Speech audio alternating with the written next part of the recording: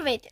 Наскоро ми дойде несесерна капибара, само че бяхме много заети тази седмица и нямах време да ви го снимам и аз да го видам.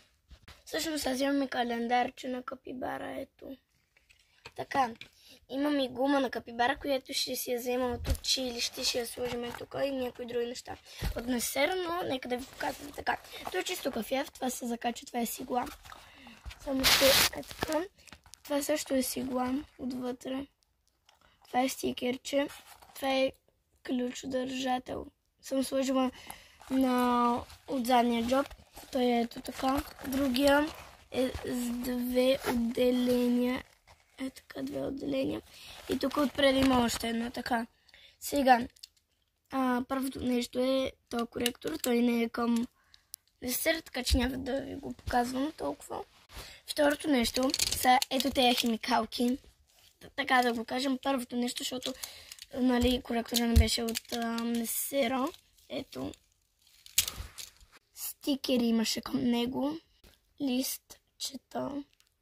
И още едно такова с игла, където се закачва.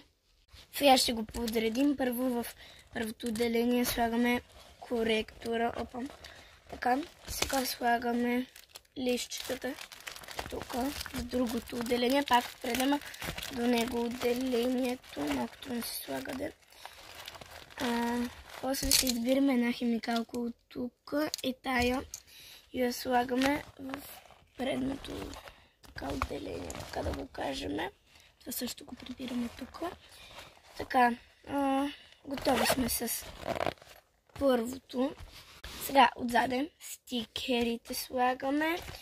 И слагаме всички останали химикалки. Ще си взема гумичката на капибара от училище и някои други неща, както ви казах. Може би ще сложа и календарчето вътре.